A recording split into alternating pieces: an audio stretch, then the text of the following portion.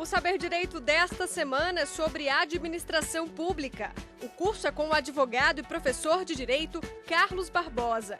Entre os temas estão a teoria dos poderes e deveres, regulamentação, hierarquia e disciplina administrativa.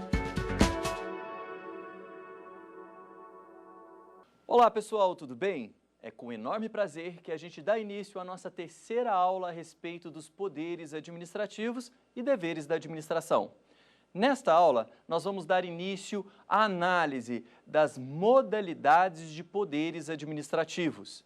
Eu disse a vocês que a doutrina ela não é pacífica em relação ao rol dos poderes administrativos.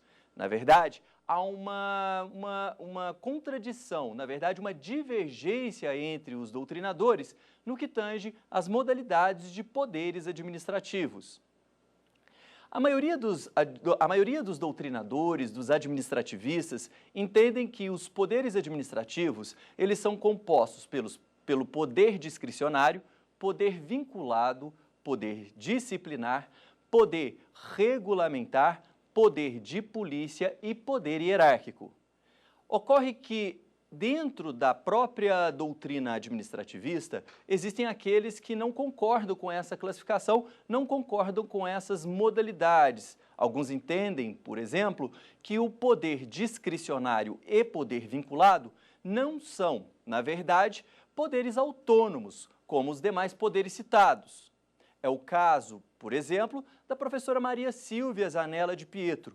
A professora Maria Silvia entende que discricionário e vinculado são duas características, são dois atributos dos demais poderes, não são poderes autônomos. O professor Celso Antônio Bandeira de Mello, por sua vez, também concorda com a professora Maria Silvia Zanella de Pietro quando ela fala que os poderes, o poder discricionário e o poder vinculado, não são poderes autônomos. Segundo o professor Celso Antônio Bandeira de Mello, esses poderes, que assim são denominados, na verdade, se referem às características dos atos administrativos. São alguns atos administrativos que são marcados pela discricionariedade e não os poderes. Porque, segundo o professor Celso Antônio, os poderes administrativos eles sempre são vinculados no sentido de que a administração pública, ao perceber a necessidade de atuação, ela não tem escolha, ela tem que colocar em prática essas ferramentas, esses instrumentos de concretização do bem comum. A gente percebe, então, que não existe na doutrina um ponto pacífico. Os dois doutrinadores de peso, a professora Maria Silvia Zanella de Pietro e o professor Celso Antônio Bandeira de Mello, negam a ideia da discricionariedade e vinculação serem também atribuídos como poderes autônomos da administração pública, certo? Bom, no entanto, nós vamos começar a analisar esse tema levando-se em consideração a classificação apresentada pela maioria da doutrina, que nesse caso coloca o poder discricionário e poder vinculado como poderes autônomos. E assim a gente vai dar início ao tema. Bom, vamos começar com o poder vinculado. Poder vinculado. Quando a gente fala poder vinculado, nós temos que lembrar daquela ideia de que o administrador, quando coloca em prática suas atividades, que são atividades vinculadas, ele não recebe da lei uma margem de liberdade para atuar. Na verdade, o que ele recebe é um comando, uma ordem da lei determinando que ele pratique determinadas atividades, coloque em prática determinados poderes para implementar o bem comum. Esse poder é o poder vinculado. Assim sendo, no poder vinculado, o administrador ele não possui margem de liberdade. E assim, a gente pode lembrar daquela afirmação do professor Marçal Justen Filho, que coloca, que apresenta, de que os poderes administrativos não estão relacionados com a vontade do administrador. Não, os poderes administrativos eles estão relacionados com a vontade do sistema jurídico, com a vontade da lei. Se a lei estabelece o campo de atuação do administrador, obviamente que a vontade dele, administrador, é completamente irrelevante. O que vale é a norma ali estabelecida no sistema jurídico. Nesse contexto, essa afirmação apresentada pelo professor Marçal se encaixa perfeitamente ao conceito de poder vinculado. Poder vinculado pode ser compreendido como a ferramenta estabelecida pela lei que determina a atuação do administrador público, não deixando nenhuma margem de liberdade para a sua atuação. O que existe, então, é um comando, uma ordem estabelecida pelo sistema jurídico, pela legalidade. No entanto, é importante a gente lembrar também de que o poder vinculado, quando assim trabalhado, ele mais se parece, na verdade, com o dever de agir do administrador. Essa afirmação é uma afirmação apresentada pela professora Maria Silvia Zanella de Pietro. A professora Maria Silvia fala o seguinte, olha, se o administrador ele não tem uma margem de liberdade para atuar diante do poder vinculado, na verdade, o que nós temos, então, é um poder-dever. Na verdade, um dever, uma ordem, uma obrigação que o administrador deve executar. A professora Maria Silvia Zanella de Pietro fala, olha, se a lei determina todos os elementos do ato administrativo e o administrador simplesmente coloca em prática aquilo que a lei fala, ele, administrador, ele não tem um poder em mãos, ele recebe do sistema jurídico uma ordem. Então, na verdade, é um dever de agir. Essa colocação da professora Maria Silvia, ela se encaixa perfeitamente a uma outra colocação de uma outra grande doutrinadora, uma outra grande especialista no direito administrativo, a professora Odete Medawar. A professora Odete Medawar, quando ela analisa o poder vinculado e ela percebe ali esse comando, essa obrigatoriedade nascida da lei, ela afirma o seguinte, olha, quando o administrador recebe da lei esse comando, essa ordem, ele se equipara àquela funcionária do teatro. Olha que interessante. Aquela funcionária do teatro, quando ela recebe do espectador o bilhete que já foi pago, que já foi quitado, e essa secretária, ela simplesmente conduz o espectador até o seu assento. Ela não tem nada a fazer a não ser conduzir o espectador até o seu assento, que está ali estabelecido no bilhete. Então, na verdade, o administrador, ele simplesmente realiza dessa forma, ele simplesmente executa aquilo que já está estabelecido. A vontade dele é completamente irrelevante, como da funcionária do teatro. Ela não pode impedir o espectador de sentar lá no local, né, marcado no bilhete, porque a vontade dela não é considerada nesse caso, certo? Poder vinculado. Um exemplo clássico do poder vinculado é aquele que a gente pode entender no sentido de que se o administrado ele preenche todos os requisitos legais, a administração pública simplesmente deve chancelar o direito que ele preencheu. Então, se eu vou até a administração pública e solicito à administração pública a licença para construir, uma licença para construir, eu preenchi todos os requisitos estabelecidos na lei. A lei coloca ali todos os requisitos e eu preenchi todos. A administração pública não pode negar essa licença. Por quê? Porque o que vale é a vontade da lei. E a vontade da lei está materializada nos requisitos que ela mesma fez a previsão. Então, nesse caso, a vontade do administrador é completamente irrelevante.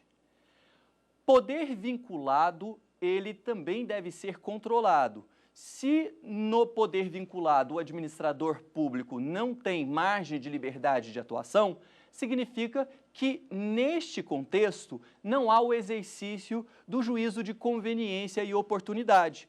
Não há conveniência e oportunidade no exercício do poder vinculado, porque o legislador chamou para si toda a atribuição para definir os elementos do ato administrativo. Então, juízo de conveniência e oportunidade do administrador não existe diante do exercício do poder vinculado. Assim sendo, o princípio da legalidade, ele se torna mais forte ainda quando a gente trabalha este modelo de poder, essa modalidade de poder. Dessa forma, o administrador deve colocar em prática aquilo que a lei estabelece.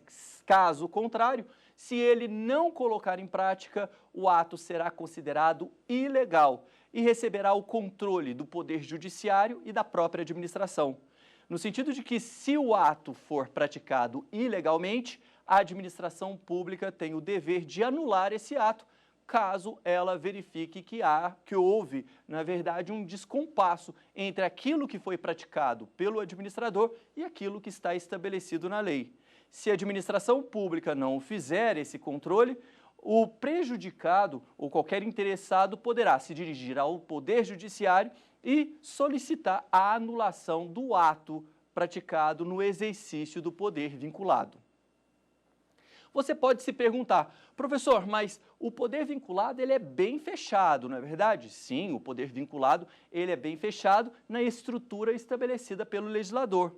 Agora, o poder discricionário não. O poder discricionário, o administrador ele recebe da lei uma margem de liberdade para atuar. Isso significa que a vontade da lei soma-se também à vontade do administrador.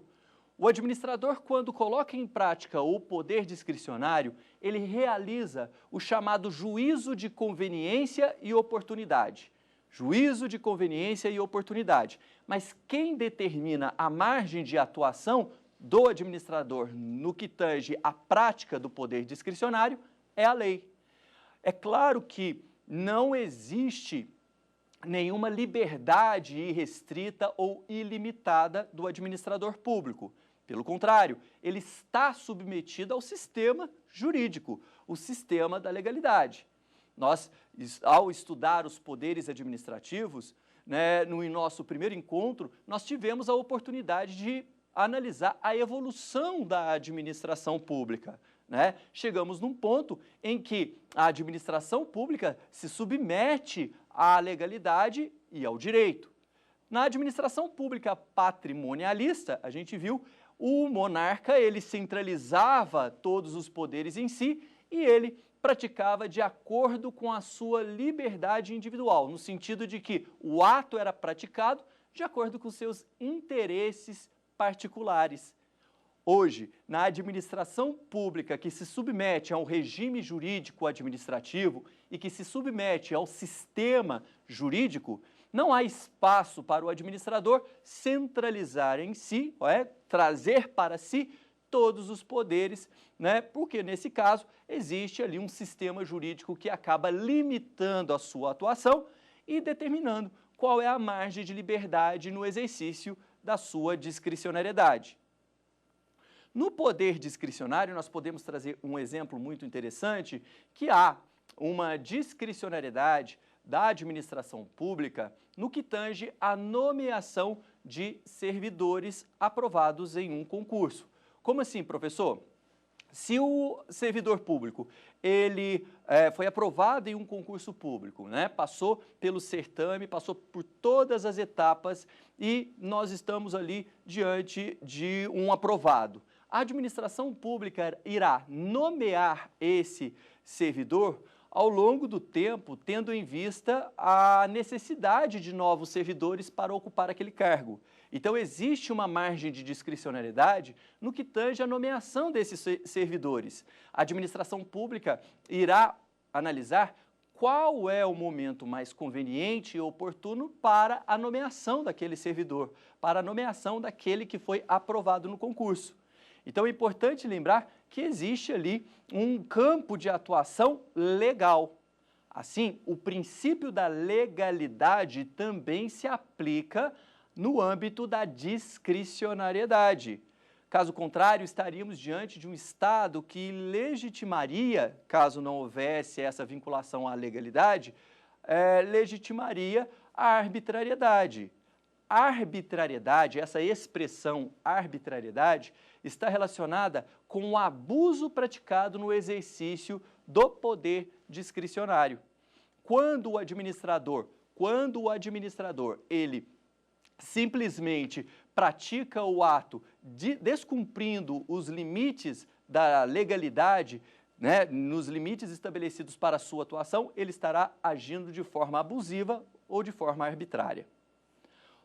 É importante também lembrar que a limitação no que tange ao exercício do poder discricionário é importante, como a gente verificou também em outras ocasiões durante o nosso curso. O poder discricionário, ele é limitado pela legalidade, conforme a gente acabou de mencionar, e antes de mais nada, vale lembrar que a legalidade aqui deve ser analisada em sentido amplo, ou seja, o poder discricionário, ele deve estar inserido dentro do sistema normativo como um todo. Assim, o princípio que nós estamos analisando, o princípio da legalidade, ele engloba toda a normatividade principiológica ou toda a normatividade verificada em regras dentro do sistema jurídico. Então, é no sentido amplo da palavra legalidade que nós temos que identificar a margem de liberdade do administrador.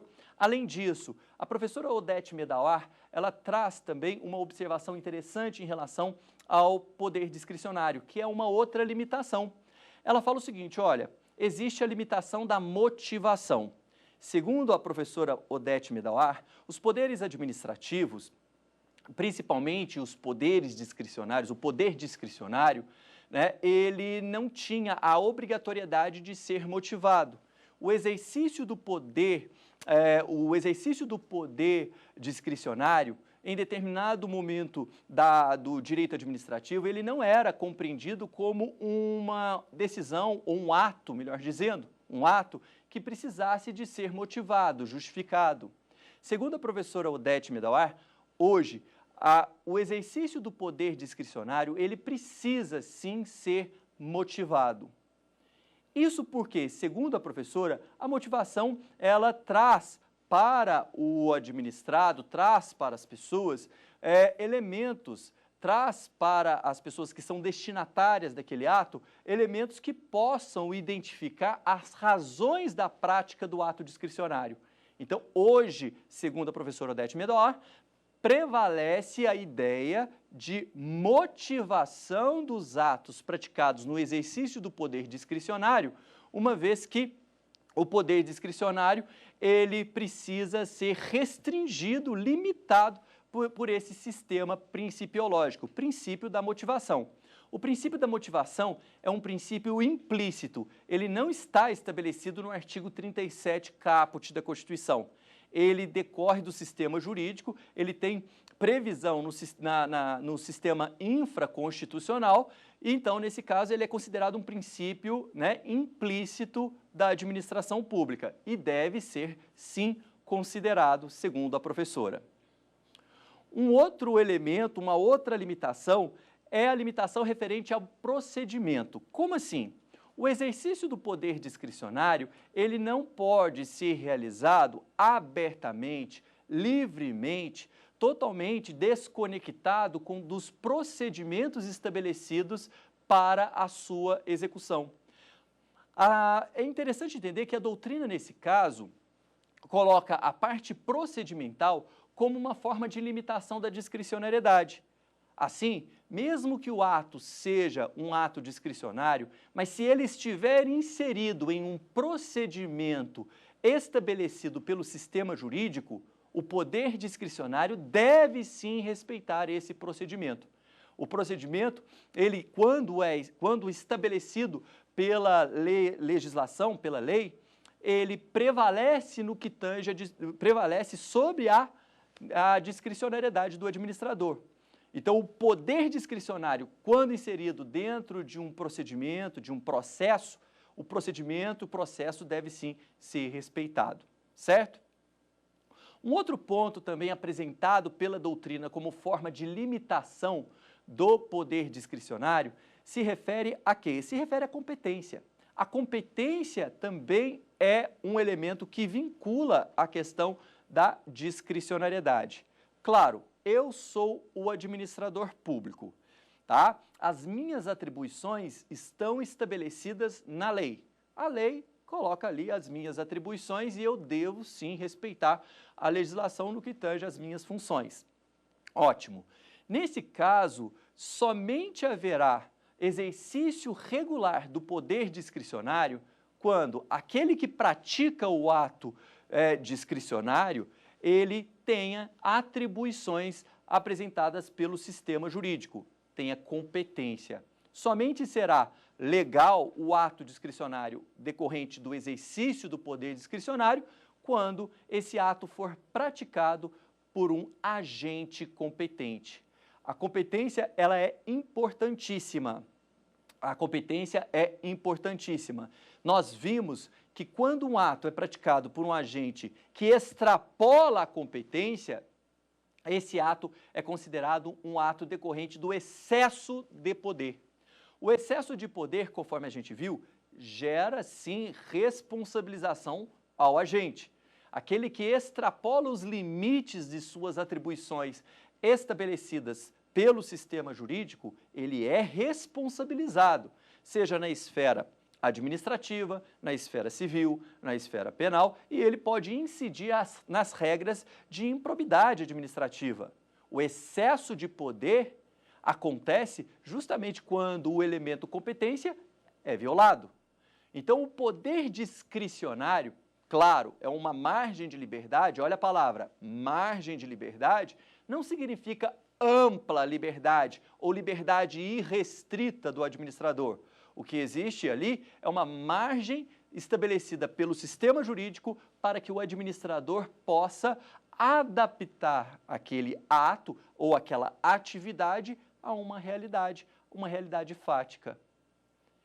Aproveitando essa afirmação, a doutrina traz também como uma forma de limitação do exercício do poder discricionário essa adequação.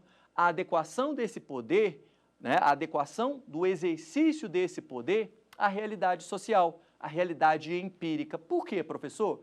É uma questão de legitimidade. Uma questão de legitimidade. O administrador público, ele tem o poder de polícia? Sim. Ele tem o poder disciplinar? Sim. Ele tem o poder hierárquico? Sim. Ele tem o poder discricionário, poder vinculado? Sim. Então, nesse caso, ainda que ele tenha uma margem de liberdade no exercício desse poder específico, o poder discricionário, ele está vinculado às realidades sociais. Como assim? Se os fatos ali exigem uma determinada atuação do administrador, ele não tem liberdade para tomar uma decisão totalmente desconectada daquele fato. Ele não pode fugir da realidade, ele não pode fugir do campo prático, empírico. Essa é uma limitação também que a doutrina traz para o exercício do poder discricionário. É importante, gente, lembrar que essa discricionariedade, o exercício desse poder, que ora nós estamos trabalhando, ele tem essas limitações, mas possui outras limitações também decorrentes do sistema jurídico. Existem outras limitações apresentadas pela doutrina para o exercício do poder discricionário, tá? Então, é bom a gente guardar isso daí para a gente evitar aquela ideia de que discricionariedade é uma liberdade, é um cheque em branco dado para o administrador público agir. Não, não é um cheque em branco. Ele tem existe uma série de elementos que acabam determinando uma limitação no âmbito de sua atuação. Olha, a discricionariedade ela pode ser verificada em vários contextos. O interessante é entender que no campo doutrinário nós temos alguns autores de livros, alguns pesquisadores que trabalham muito bem essa matéria. E aqui eu vou trazer mais uma vez o professor Edmur Ferreira de Faria. O professor Edmur Ferreira de Faria, no livro Direito Administrativo, um livro de direito administrativo, vocês podem perceber que é um livro muito bom, ele é muito didático. O professor Edmur, ele faz uma análise histórica perfeita em relação ao tema direito administrativo e vale muito a pena você fazer uma leitura a respeito desses assuntos. E eu quero trazer um tópico aqui que ele fala muito bem a respeito do poder discricionário. Olha só. Olha que interessante, a liberdade conferida ao administrador público pelo legislador decorre principalmente do fato de que ele está mais próximo da realidade social, em virtude das atribuições constitucionais da administração pública. Na atividade permanente, no desempenho de suas competências, a autoridade deve saber o que é melhor para o interesse coletivo. O professor Edmur Ferreira, então, traz um elemento que justifica a discricionariedade. Ele traz um elemento que justifica esse âmbito de liberdade no exercício do poder discricionário. E qual é esse elemento que ele traz? Ele fala, olha, o administrador está mais próximo da realidade do que o legislador, quando estabelece ali o poder vinculado através da lei. Se o administrador está próximo da realidade, ele está apto a encaixar a atividade administrativa àquele contexto social exigido. Olha só, a justificativa apresentada pelo professor Edmur Ferreira de Faria é uma justificativa muito interessante, muito prática. A gente percebe isso realmente na prática, que o administrador público ele está mais próximo da realidade do que o legislador, mas a doutrina também traz outros, né? Ela traz outros elementos, outras justificativas que, se somada a essa apresentada pelo professor Edmur, a gente consegue fundamentar essa discricionariedade e esse poder discricionário. Olha só, um dos fundamentos trazidos pela doutrina, que se soma a este apresentado pelo professor Edmur, é que na discricionariedade o administrador ele consegue aplicar naquela realidade fática o poder para garantir o interesse coletivo. Isso porque o legislador, quando ele estabelece a lei, ele não tem condições de fazer previsão de tudo que irá acontecer no futuro. Ele, legislador, ele não tem condições de enquadrar todo o poder administrativo em situações que ele estabeleça ali na legislação. Qual legislador tem esse poder de fazer a previsão de tudo que irá acontecer no futuro? Não existe nenhum legislador assim. A legislação, o exercício legiferante, melhor dizendo, ele é o quê? Ele é limitado pela capacidade de antever o futuro, óbvio, todos nós somos, não é verdade? E essas relações que nascem e que não se enquadram naquela lei que determina a aplicação vinculada dos poderes, obviamente, ficariam de fora do exercício da atividade do Estado. Assim, para evitar que uma determinada situação não tivesse a resposta da administração pública no exercício dos seus poderes, existe o poder discricionário, dando ao administrador público a possibilidade de enquadrar sua atuação àquela realidade que não foi prevista pelo legislador ao estabelecer a lei que determina a vinculação do poder administrativo.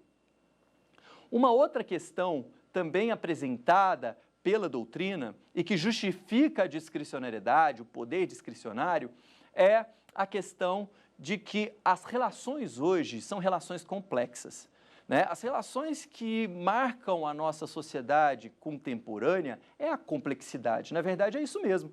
Inclusive, a professora Odete Medawar, em uma outra ocasião aqui estudada, a professora Odete Medawar, ela fala, olha, realmente, os poderes eles precisam ser intercalados para responder a essa sociedade complexa. A complexidade da sociedade exige, na verdade, uma liberdade de atuação do administrador. O administrador, diante de fatos que não estão previstos e fechados na legislação a fim de aplicar o poder vinculado, ele pode, sim, a partir dessa junção de poderes e atribuições, responder ali os anseios da sociedade, da coletividade. Todas as vezes que um fato exigir a sua atuação, ele sim poderá agir naquele contexto. Professor, discricionariedade, vinculação, esses poderes que, ora, nós estamos trabalhando, eles são muito cobrados em concurso, em exames da OAB? Demais. Poder discricionário e poder vinculado são dois poderes que caem bastante em concurso público, em exame da OAB. Vamos ver aqui no nosso quiz como essa matéria está sendo cobrada? Olha só.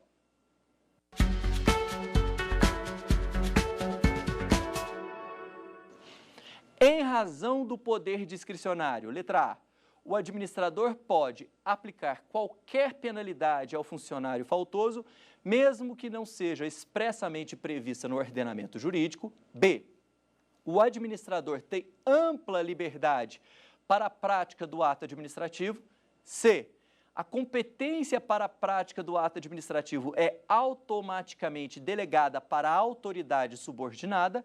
Letra D, o administrador tem liberdade de ação administrativa dentro dos limites permitidos em lei. Olha só essa última, hein? O administrador tem liberdade de ação administrativa dentro dos limites permitidos em lei. Esta é a resposta. Por quê? Porque, conforme a gente viu, o administrador, ele só poderá agir no âmbito da sua liberdade dentro dos limites estabelecidos pelo sistema jurídico. Quando a gente fala em legalidade, lembre-se, sistema jurídico, ordenamento jurídico. É ele que vai colocar ali os limites de atuação do administrador, ok? É claro que o administrador ele não pode criar ou aplicar penas e sanções que não estejam previstas no sistema jurídico ao subordinado. Claro que não. É claro que ele deve seguir as orientações estabelecidas pela lei para fins de aplicação desse tipo de penalidade. Conforme eu falei para vocês, existem justificativas para o exercício do poder discricionário, né? E essas justificativas que nós trabalhamos aqui, que nós apresentamos, as relações complexas, além das relações complexas, a limitação do legislador em fazer previsões a respeito de situações que possam se enquadrar no exercício do poder vinculado, e essa apresentada pelo professor Edmur, ela justifica a liberdade concedida ao administrador para o exercício desse poder. Agora, é importante lembrar que dentro da análise do poder discricionário, existe uma análise interessante que a doutrina apresenta, que é o estudo dos conceitos jurídicos indeterminados. Os conceitos jurídicos indeterminados, eles estabelecem para o administrador uma margem de liberdade ou não? A impressão que a gente tem é que todas as vezes que nós nos deparamos com conceitos indeterminados, ou seja, conceitos vagos dentro do sistema jurídico, existe ali uma margem de liberdade para o administrador público entender, diante das inúmeras possibilidades, aquela que ele achar mais conveniente e oportuna. Seria assim? Seria dessa forma a análise dos conceitos indeterminados? Conceito jurídico indeterminado é aquele conceito que não está estabelecido na lei, ou seja, é um instituto que está previsto na legislação, porém, a lei ela não define objetivamente o sentido daquele instituto, ela deixa em aberto aquele instituto em si, tá? Então, por exemplo, moralidade. Moralidade é um conceito jurídico indeterminado. Existem inúmeras possibilidades quando se trabalha a moralidade, não é verdade? Então, moralidade. Interesse público, conceito jurídico indeterminado. Né? Bem comum, conceito jurídico indeterminado. Impessoalidade, conceito indeterminado. Seriam esses conceitos uma abertura para a administração pública agir com discricionariedade, exercendo, colocando em prática ali o seu poder, né, o poder discricionário, sim ou não? Bem, aqui nós vamos trazer parte da doutrina que afirma o seguinte, olha, diante dos conceitos jurídicos indeterminados, se houver dentro dessa perspectiva, né, de um conceito vago, estabelecido pelo sistema jurídico, a possibilidade da escolha de várias opções para aplicar aquele instituto, ao caso concreto, se existir a possibilidade da escolha de determinados sentidos para aqueles institutos que se enquadrem àquela realidade fática, bom, nesse caso, nós estaremos diante do poder discricionário.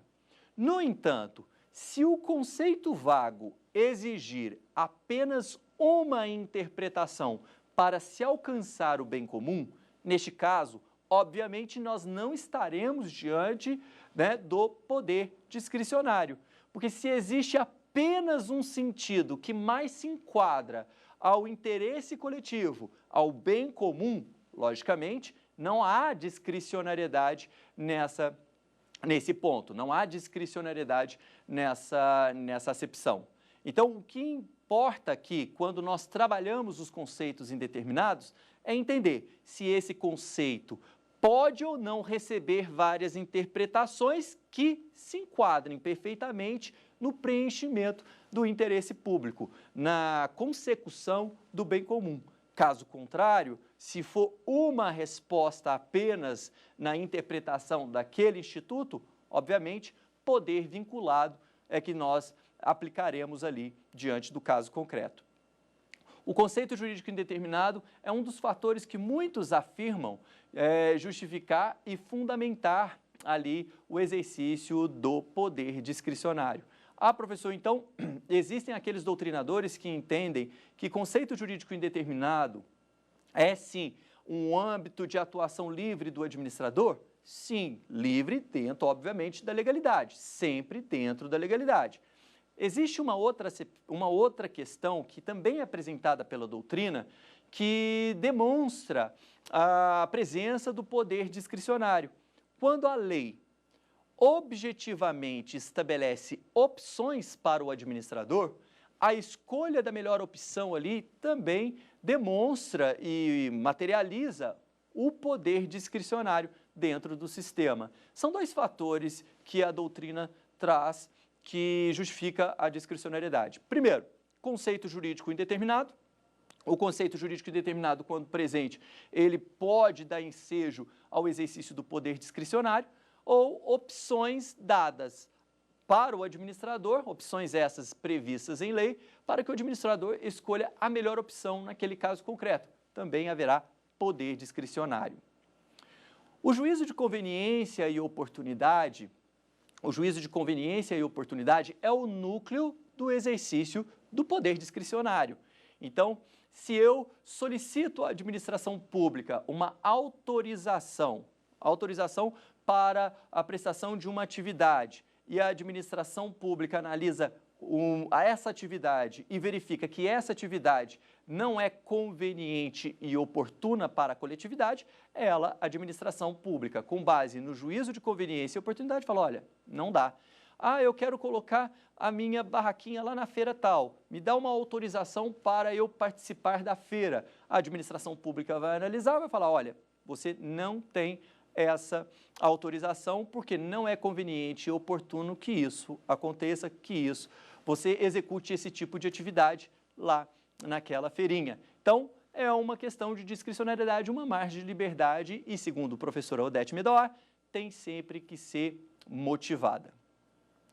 Bom, além do poder discricionário, além do poder vinculado, que são dois poderes aí que não estão num consenso doutrinário, conforme a gente já demonstrou aqui, são os dois poderes que a doutrina às vezes fala, olha, realmente eles não são poderes autônomos. Nós temos também outro poder importantíssimo, que é o poder regulamentar. Poder regulamentar. Professor, o poder regulamentar, ele pode ser entendido como poder concedido ao chefe do executivo para, através, da regulação de uma lei, estabelecer a forma em que ela será aplicada ao caso concreto? É isso mesmo. O poder regulamentar, esse poder que é um poder também muito importante, previsto aí dentro do sistema jurídico, o poder regulamentar, ele é muito importante porque ele permite ao chefe do executivo criar, através de um decreto, a regulação de uma lei, fazendo com que essa lei seja adaptada à realidade social. Como assim? Através do decreto, ele, administrador, ele, chefe do executivo, ele vai regulamentar uma legislação tendo em vista aquela realidade. Nesse caso, nós temos, né, um decreto que é um decreto executivo. O decreto executivo, que é esse realizado pelo chefe do Poder Executivo, ele tem previsão no nosso sistema jurídico, tá? Ele tem previsão no artigo, tá? Tem previsão lá no artigo 84, inciso 4º da Constituição. Olha só o artigo 84, inciso 4º. Compete privativamente ao presidente da República, inciso 4º, sancionar, promulgar e fazer publicar as leis, como expedir decretos e regulamentos para sua fiel execução. O artigo 84, inciso 4º, ele apresenta aqui o poder regulamentar. Nós estamos falando do presidente da República de acordo com o dispositivo. Professor, fala lá, o poder que tem o presidente da República para, através do regulamento e do decreto, dar fiel execução à lei, estabelecendo a forma da sua aplicação. Mas a pergunta que eu faço é que esse dispositivo, ele também se estende aos demais chefes do executivo? Ou será que a gente aplica, neste caso, como nós estamos trabalhando, apenas para o presidente da República? Olha, pelo princípio da simetria, esse dispositivo que nós acabamos de analisar, ele também se estende para os demais chefes do Executivo. Então, o artigo 84, inciso 4º, ele também se aplica ao governador e também ao prefeito. Então, é importante lembrar que o princípio da simetria amplia a normatividade do artigo 84, inciso 4º, ok? Bem, além disso, vale a gente lembrar, a gente ressaltar que o poder regulamentar do presidente da República, conforme estabelecido aqui no dispositivo, como também dos demais chefes do Executivo, é um poder regulamentar limitado. Limitado em que sentido? Quando se trabalha o decreto que visa regulamentar a lei, o presidente, como qualquer chefe do Executivo, não poderá inovar o ordenamento jurídico. Claro que não. Ele só poderá criar uma normatização infralegal, nesse caso, através de atos administrativos normativos, para implementar, no caso concreto, a fiel execução da lei. Está lá no dispositivo, está lá no artigo 84, inciso 4º. Então, está limitado ali por esse dispositivo a atuação. Nesse caso, o princípio que nós estamos verificando aqui é o princípio da legalidade. O princípio da legalidade que acaba determinando uma limitação na atuação do presidente. Se ele, presidente, não estivesse limitado à criação de normas para fiel execução da lei, estaríamos diante de uma situação em que o presidente poderia inovar o sistema jurídico, inovar o ordenamento jurídico. E isso só pode acontecer pelo exercício do poder legiferante, tipicamente aplicado ou praticado pelo poder legislativo. Somente o legislativo pode inovar o ordenamento jurídico. Mas, professor, o que é inovar o ordenamento jurídico? O que é isso, né? Falar em inovar o ordenamento jurídico. A inovação do ordenamento jurídico significa criar novos direitos colocados e apresentados dentro do sistema jurídico. O ordenamento jurídico só pode ser inovado através das leis criadas pelo Poder Legislativo. O chefe do Executivo, conforme mencionado no artigo 84, inciso 4º, ele não pode inovar o ordenamento jurídico. Ele fica adstrito à regulação daquilo que o legislador estabeleceu para que ele possa dar fiel execução àquele instituto, certo? A doutrina trabalha também muito bem o poder regulamentar, né? Nós temos inúmeros doutrinadores que se debruçam na análise do poder regulamentar e que vale a pena a gente analisar. E aqui eu vou trazer justamente uma das principais doutrinadoras, que é a professora Odete Medawar, inclusive citada, né? Eu citei várias vezes a professora Odete Medawar aqui no nosso curso, porque ela traz de uma forma bem interessante a análise também desse poder, o poder regulamentar. Tá? Direito Administrativo Moderno, Odete Medawar. Olha só, eu vou trazer aqui para vocês uma passagem do livro dela que ela coloca muito bem a questão desse poder. Segundo a professora Odete Medawar, o poder regulamentar configura um dos modos de exercício do poder normativo no âmbito do poder executivo.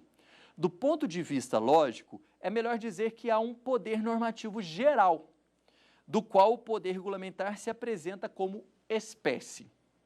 Sob o ângulo didático, parece mais adequado separar o Estado do poder regulamentar ante a importância que sempre assumiu no ordenamento pátrio e o tratamento específico que a doutrina vem lhe conferindo. A professora, então, ela traz aqui uma lição muito interessante. Ela separa, de uma certa forma, o poder regulamentar do poder normativo. O poder regulamentar seria uma das modalidades do exercício do poder normativo. O poder normativo seria um conceito mais amplo, seria um instituto mais amplo do que o próprio poder regulamentar. O poder normativo seria a possibilidade de se criar, no âmbito da administração pública, normas que poderiam se enquadrar dentro da sua materialização em portarias, normas que poderiam se enquadrar dentro dos atos administrativos normativos que não se configurem, claro, como regulamento ou decreto. Então, no âmbito da administração pública, o poder normativo, ele possui como uma das modalidades o poder regulamentar, que é justamente esse do artigo 84, inciso 4º.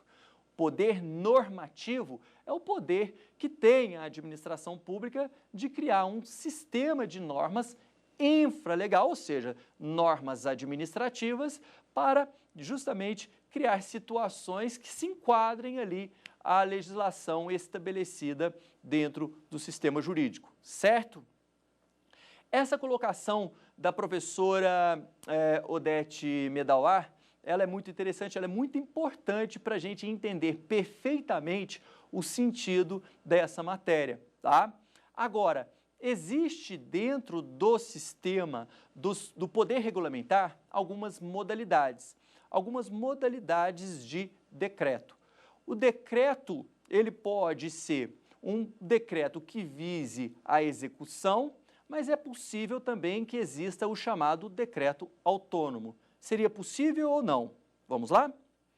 Primeiramente, é entender que existem essas duas modalidades, né, de possibilidade, na verdade, modalidades que possibilitam a atuação do presidente. Nós temos o decreto que visa simplesmente dar fiel execução à lei. Nesse caso, nós temos um decreto executivo, ele simplesmente cria normas para dar fiel execução à lei, mas dentro do sistema jurídico existe o também chamado decreto autônomo. Por muito tempo se discutiu, será que existe ou não decreto autônomo no Brasil? Será que existe ou será que não existe? Bom, vamos lá. Decreto autônomo é aquele que visa regular determinado direito sem estar esse direito previsto na legislação infraconstitucional. Como assim, professor? Esse decreto, o decreto autônomo, ele regula, ele normatiza um determinado direito que está previsto na Constituição Federal. É um decreto que regula um instituto que está na Constituição, mas que não está materializado em uma lei propriamente dita, né, conforme a gente verifica no decreto executivo. Será que no Brasil é ou não é possível o decreto autônomo? Olha só, por muito tempo se discutiu se há ou não, ou se havia ou não a possibilidade do decreto autônomo, até que, com a emenda constitucional número 32 em 2001, o artigo 84, inciso 6º, sofreu uma modificação. E olha só o que fala o artigo 84, inciso 6º. Compete privativamente ao presidente da República, inciso 6º, dispor, mediante decreto, sobre a organização e funcionamento da administração federal, quando não implicar aumento de despesa, nem criação ou extinção de órgãos públicos, tá? Letra B, a linha B, extinção de funções ou cargos públicos quando vagos. Então, artigo 84, inciso 6º, a linha A e B, a gente pode entender, a gente pode compreender que esses dispositivos, com essas situações que eu acabei de colocar aqui para vocês, sim, materializam no Brasil o chamado decreto autônomo. Professor, então eu posso colocar isso nas provas, caso eu vier fazer uma prova de concurso, se eu vier fazer a prova da OAB, eu posso colocar que no Brasil, diante desse dispositivo que você acabou de falar, o artigo 84, inciso 6º e as situações ali previstas, nesse caso, eu posso afirmar que há decreto autônomo válido no sistema jurídico brasileiro? Sim, você pode afirmar que hoje prevalece essa posição. O poder regulamentar, quando nós trabalhamos ele, a gente começa a perceber o seguinte: quem cria norma dentro do sistema jurídico, quem cria um sistema normativo, tipicamente, é o poder legislativo. O poder legislativo ele foi criado justamente para exercer, tipicamente, a função de criar o sistema jurídico e as normas que são aplicadas aqui, as situações fáticas aqui no nosso país. O presidente da República, quando ele cria, quando ele regulamenta uma lei, ele está exercendo uma função atípica legiferante, realizada por ele, chefe do Poder Executivo. Então, é lembrar que sim, quando você enquadrar o poder normativo dentro da estrutura do direito, pode enquadrar, sim, perfeitamente como um exercício de uma função atípica legiferante. Mas antes da gente finalizar a análise do poder regulamentar, eu gostaria de trazer mais um quiz aqui para a gente analisar a matéria. Vamos lá.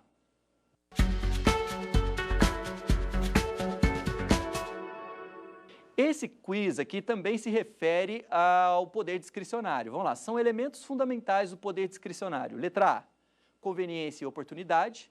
Letra B, legalidade e moralidade. Letra C, moralidade e liberdade.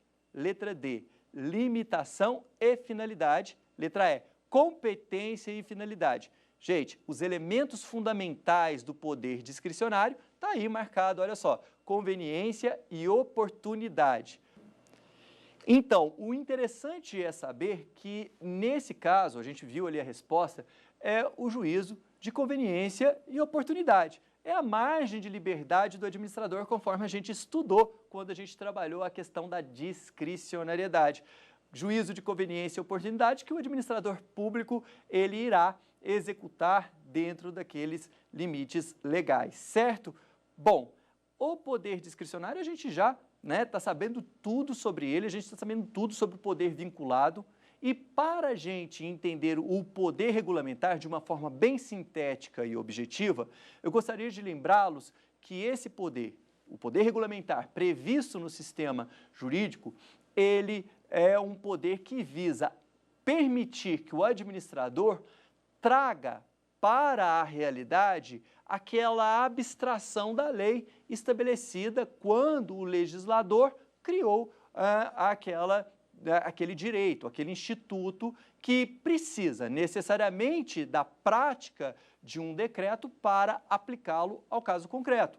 O que o administrador faz, nesse caso o presidente, o chefe do executivo faz, quando ele regulamenta um direito previsto na legislação, é adaptar a norma abstrata a uma situação fática, a uma situação real. O poder regulamentar também é objeto de questionamentos, também questionamentos no quiz. Vamos lá? Olha só o nosso quiz.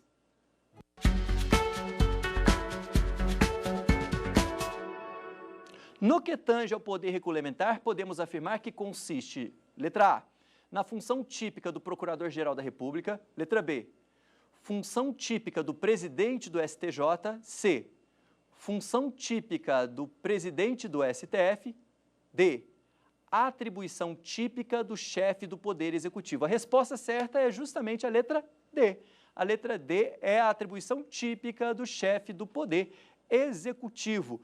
Essa atribuição a gente verifica, no dispositivo constitucional, conforme a gente já trabalhou, né? Então, o artigo constitucional, o artigo 84, ele é muito rico para normatizar todas as informações referentes ao poder regulamentar. Então é isso, foi um prazer estar aqui mais uma vez falando com vocês. Gostaria de convidá-los para assistir o nosso próximo encontro, a nossa próxima aula. Um grande abraço e até lá. Tchau!